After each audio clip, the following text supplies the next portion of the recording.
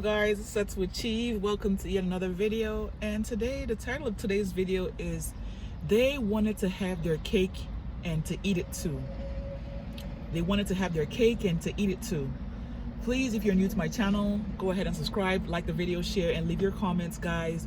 And we're talking about narcissistic abuse. Let me take out my glasses, guys, so I want to be able to focus. The narcissist in your life, whether it was your husband, wife, boyfriend, girlfriend, mother, father, especially in a romantic relationship or situationship, I like to call it, the narcissists like to have their cake and to eat it too. Okay, what did that mean? That mean that they wanted to have you loyal to them. They wanted to have you devoted to them. They wanted to gaslight you all the time. They wanted to lie to you, pretend like they weren't hurting you as much as they were, and then when they were mad at you, they would give you the silent treatment. They would rage and do all these things, but between the time that they were doing all these things, they always had somebody else on the outside.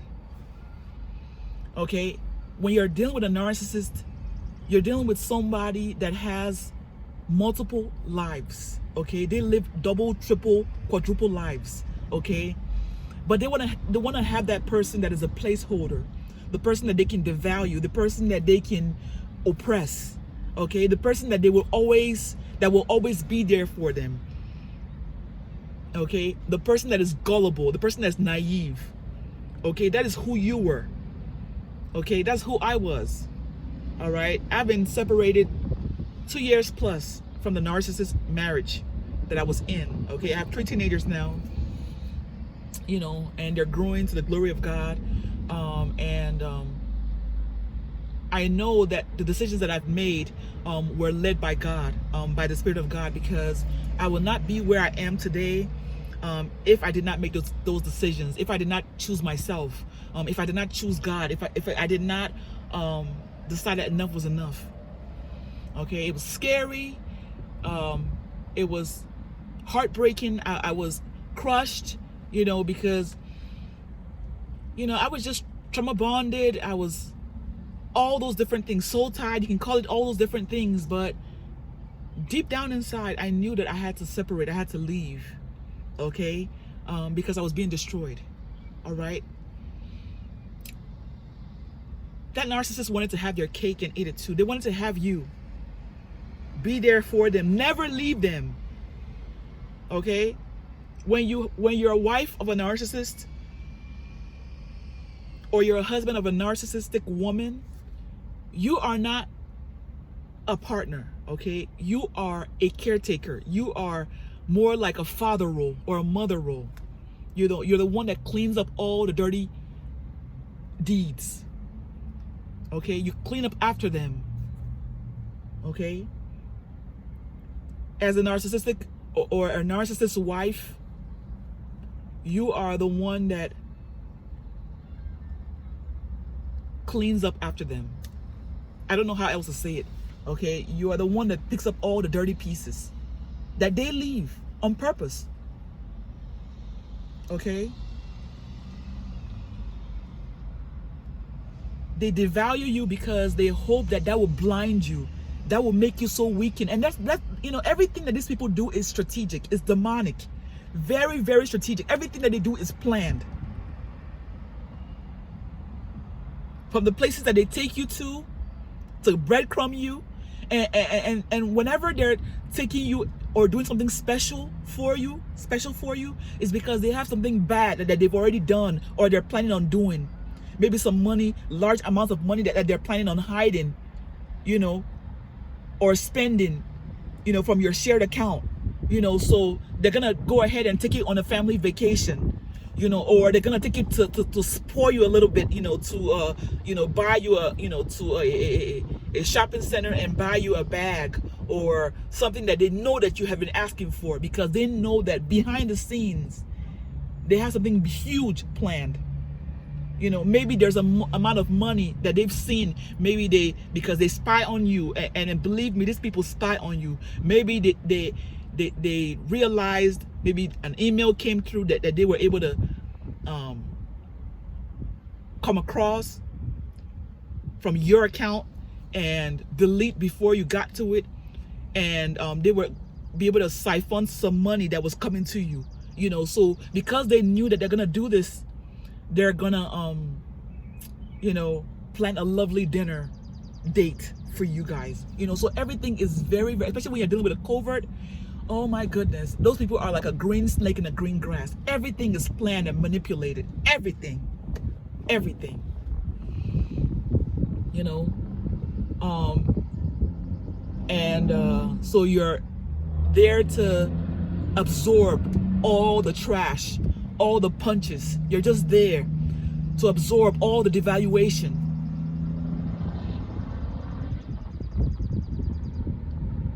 Stripping. You're there to be stripped of your personality, stripped of your life.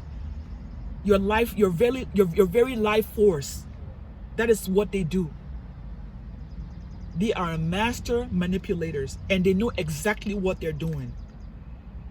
You know, people call it personality disorder. These people are master manipulators, okay? They are demon possessed, and they are completely, everything that they do is orchestrated to the T by Satan, okay?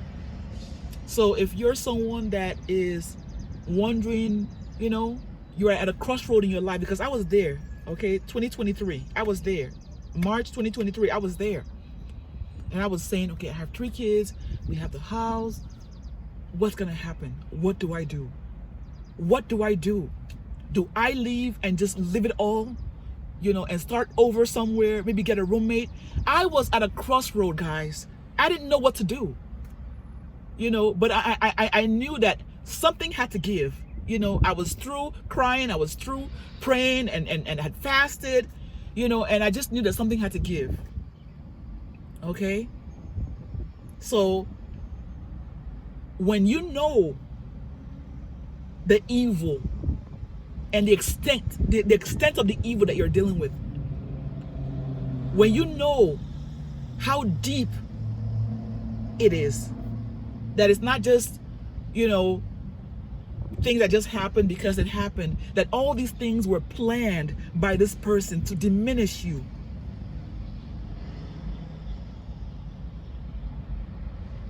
Because they literally wanted to take your life. When you realize how deep and how evil it is, it will not take you long, guys, to plan your escape. You won't keep deliberating and hoping and all that stuff. When you realize how deep the evil is, you are gonna make your escape, and fast.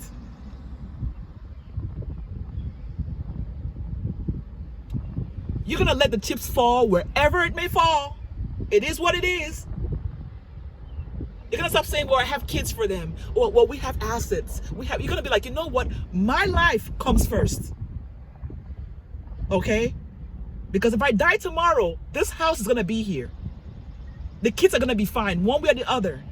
I have to choose myself, save myself first, you know, and everything else is gonna follow. Okay, because the Bible has already said it. I lay before you life and death. Okay, once you know the knowledge, and the last parts, the last 6 months that we were together, I was studying narcissistic abuse videos like crazy. I was going on social media, just absorbing and absorbing, so I can learn, like, what is it that I've been dealing with all these years, you know. Then everything started fitting, all the boxes, it's like a puzzle. Everything clicked. Then I'm like, oh my God. Everything fit. From the gaslighting, from the raging, you know, from the walking ahead of me, always like wanting to walk ahead, you know, and the devaluation and just the way I felt. I was like, oh my God. And I felt that emptiness, and I knew that I was dealing with a narcissist. I knew it. Well, some people say, well, you have to, you know, wait, you know, were they diagnosed? Well, if they weren't diagnosed, that's your problem. Okay? I knew that I knew that I knew that I had to get away. You know? So, those of you that are watching this video and are, you know, debating that, well, you know, because First and foremost, a narcissist will never go to get diagnosed because they're full of pride. They think that you're the problem. Okay? And even if they go to some kind of couples counseling, they're going to manipulate every single thing. A lot of times they will sleep with the therapist or the counselor. They will sleep or they will do all kinds of things behind their back. Buy them gifts behind your back. You know, so when you are at the session, you're going to be like, wait a minute, what is going on here? Okay? Because they are master manipulators. Master manipulators, guys. Okay?